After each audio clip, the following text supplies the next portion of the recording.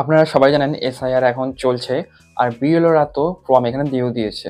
আর আপনারা এখানে form fill up করে বিএলওকে রিটার্নও দিয়ে দিয়েছেন। কিন্তু আপনারা এটা জানেন না, আপনার যে ফর্মটি সেটা কি এখানে সাবমিট করা হয়েছে? দেখুন, বিএলওদের কাছে যখন এই ফর্মটা আপনি জমা করবেন, শুধু জমা করলেও হবে না, বিএলওরা সেই ফর্মটিকে নিয়ে সাবমিট করবে অনলাইনে। মানে অনলাইনে তাদের কাছে অ্যাপ আছে, সেই অ্যাপের মাধ্যমে তারা সাবমিট করবে, ডাইরেক্ট ইলেকশন কমিশনের কাছে সেটা পৌঁছবে সাবমিট করার পরেই, ঠিক আছে?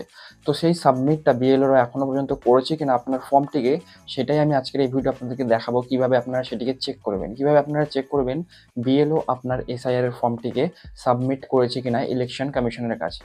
তো হ্যালো বন্ধুরা, মাই নেম ইজ গৌরব। তো চলুন শুরু করি। আপনাদেরকে সর্বপ্রথম যেটি করতে হবে, আপনাদেরকে গুগলে চলে আসতে হবে। গুগলে চলে এসে সার্চ করতে হবে এখানে eci.gov.in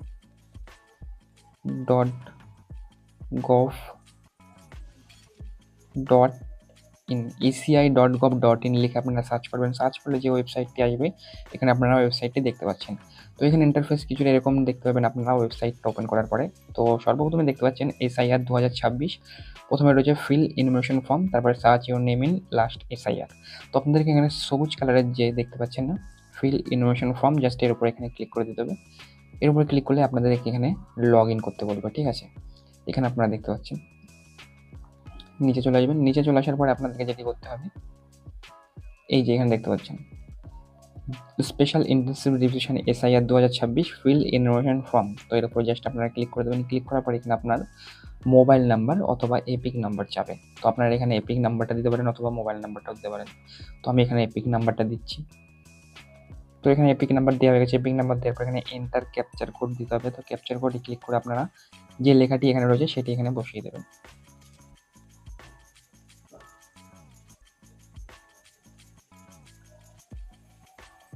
বসিয়ে দেওয়ার পরে এখানে রিকোয়েস্ট ওটিপিতে আপনারা ক্লিক করে দেবেন।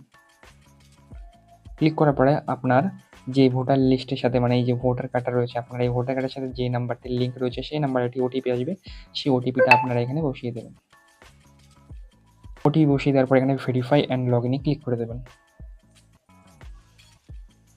ক্লিক করার সাথে সাথে আপনার এখানে লগ ইনটি হয়ে যাবে। লগ ইনটি হয়ে যাওয়ার পরে আপনাকে আবার সেখানে এসে ফিল ইনফরমেশন ফর্মে ক্লিক করতে হবে।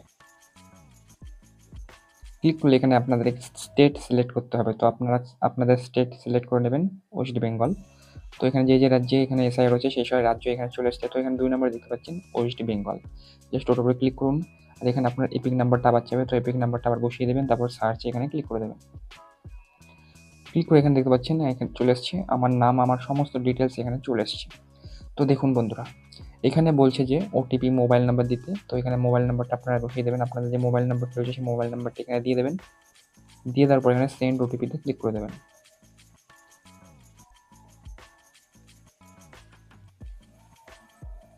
ভেরিফাই ক্লিক করবেন। ভেরিফাই ক্লিক করার সাথে সাথে এখানে দেখতে পাচ্ছেন আমার কাছে এখানে ডিটেলস চাচ্ছে, ঠিক আছে? তো দেখুন, এটা আমি যে প্রসেসটা আপনাদেরকে দেখলাম, এটি হলো অনলাইনে ইনফরমেশন ফর্ম সাবমিট করার অপশান, ঠিক আছে? তো দেখুন, এখানে কিন্তু আমাকে প্রসেস করতে বলছে, যে সিলেক্ট করতে বলছে 2002 সালের ভোটার লিস্টে আপনার ফ্যামিলির নাম আছে কিনা সেটা সিলেক্ট করতে বলছে।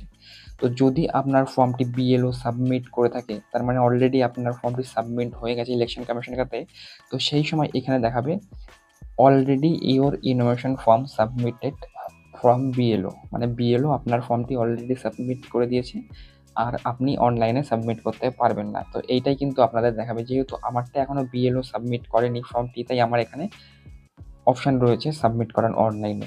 যদি বিএলও আমার ফর্মটিকে সাবমিট করে দিত তাহলে আমি এখানে সাবমিট করতে পারতাম না। এখানে লেখা চলে আসতো already form submitted from BLO, ঠিক আছে? তো আপনারা অবশ্যই চেক করে দেখবেন। আপনি এরকম চেক করতে যখনই যাবেন, যদি আপনার ফর্ম বিএলও সাবমিট করে থাকে তাহলে আপনি অনলাইনে সাবমিট করতে পারবেন না, প্রসেস করতে পারবেন না।